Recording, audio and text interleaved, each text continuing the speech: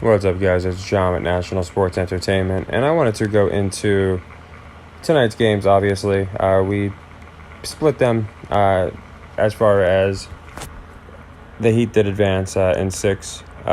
Warriors, I thought they'd take it to 7, then lay an egg at home. Made sense to me. But Clay laid an egg in Game 6. So it will be Lakers, Nuggets. Heat got the win. They didn't get the cover, so that was an interesting one. They kind of clipped it towards the end and moved from 3.5. It was as low as 3.5 all the way up to like 6.5. So it depends on what line people got, but most people didn't get the cover. But yeah, Heat just makes sense to me. They're really pushing Jimmy. And it's interesting because now we are one Celtics victory away from a complete repeat of 2020, where it will be Nuggets, Lakers, Celtics, Heat. I don't think it's going to happen personally, but it is interesting. That's the odds-on favorite.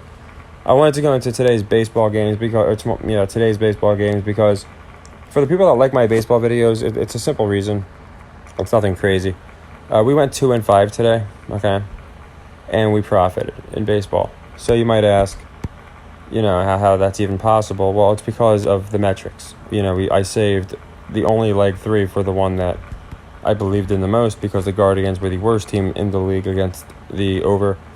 And, I post these every day in here. But as far as all these teams, this is just what we do. We do leg 1 if they don't hit leg 2 and if they don't hit leg 3. We're well over 20 sequences in, and we haven't had a leg 3 loss yet. As you can see, the Guardians did go over for us.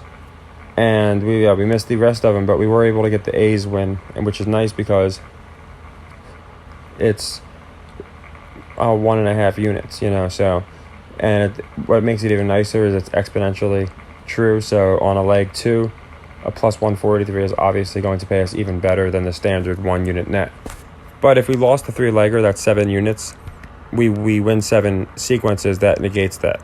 So the fact that we're well over 20 sequences in without 1 3-leg loss, to me, speaks volumes of this system and why it works. It worked for NCAA basketball. I mean, it worked for the NBA, but it really works the most beginning mid-season when a lot of teams are just horrible on the spread or really good on it. So all that being said, we did profit off of baseball today with a 2-5 record, and here's what we got going on for tomorrow. So Red Sox did not go under. We're going to bet 2 units on them to go under. That's at least what I'm doing. Anyone that's tailing me. Guardians, Angels hit, so we're good there. That closes out. A's, Rangers did not go under, so leg 2, I'm betting the under. Again, I go by the ESPN spread. That's the one they match up with team rankings. So that's the one that's going to affect this right here. As you can see, Cleveland, this is the run line, sorry. As you can see, Cleveland just terrible, even with the cover. Or they went over today, but even with that, they're still terrible. And this is what ESPN uses. You see Boston just abnormally high, so I love that one. So if there's one I like more than the other, it's probably Boston there, but that's all I use. That's literally all I do. I don't know the guys on these teams. Actually, at baseball, I do because it's like 10 years later, they have the same squad.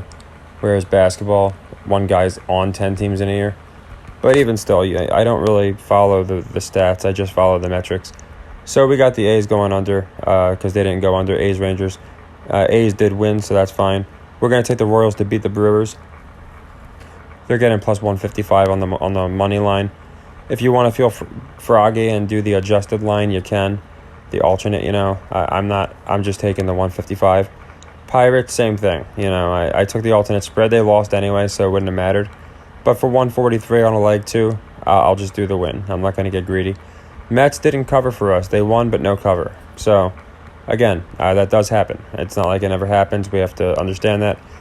So I'm just taking them to cover again. It's going to be slightly plus odds. Again, your book might vary 5 to 10 points, but this is what my book's offering. And ESPN money line.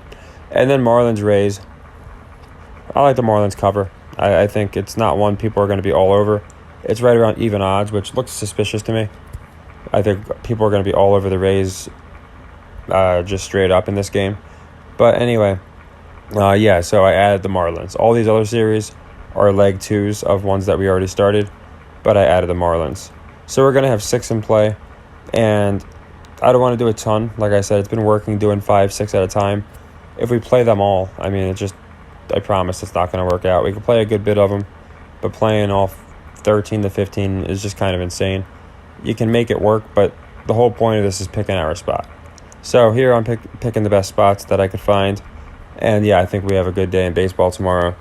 As you just saw, even when we don't have a high hit rate, we can still profit. And again, the reason I use this metric so much is if you just look back on history, it just doesn't hold with teams in the low 30s and the high 60s. It just doesn't hold. 68, and then you go to last year where it's like 10% lower, 13% lower. And it's you'll have an outlier maybe like 1 year. And the only year that you will see it is the year we had half a season. And even then it was 60 and we had 34.5.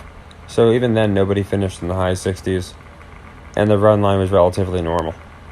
So that's why I use this as such a template, because actually there's about as many games into the season right now as there was in the shortened season. Not quite as many, but it's pretty close. We're about halfway there. But my point is, you see it balances out pretty quick. And then by the end of the season, it's always between 40 and 60 essentially. So that's why I love this metric. It really does hold. Last year, or not, like for example, with the seasons, there's always going to be an outlier. So we had Tulsa in college basketball lose us a lot of money, but that was easily negated by all the other teams that I played the metrics with that wound up finishing normal. And even Tulsa still finished pretty close to normal. They were just pretty bad. But there's going to be a team that might finish in the mid-30s, you know. But the fact is, all these teams aren't going to be in the 30s. The Mets, the Guardians, Oakland. It's just not going to happen. You're not going to have 68, 64. That just doesn't happen. You're not going to have 33. You might have, again, one or two teams in the high 30s, low 40s. So seeing this just makes it so much easier. We're not only getting 3 cracks at it, but we're picking metrics that historically just haven't failed. So again, I know it's kind of boring to people, but again, it's the most simple and proven way. If you watch back my playlist and you watch back college basketball or hockey is the best example, my hockey videos, and it's because A, again, I keep saying it, but it's the metrics, and B, it's because, again, we're getting plus odds on a lot of these.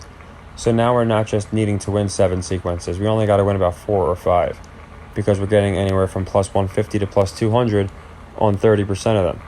So I've done a lot of deep dives into the numbers, the analytics, the best way to approach the system. And what I can say is discipline's the absolute most important thing. But there's not much more to it. We don't perpetually chase, and we just close out. After we get a win, we close it out. We don't get greedy. And sometimes I'll go for the alternate spread because I think the value is there. But you can see this is all I use. This and ESPN are the only 2 templates you're going to see me use because they work so well.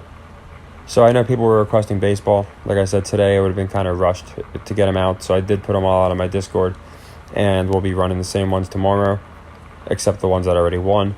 And that's why I added Miami. So we have an extra play. We'll have 6 plays tomorrow.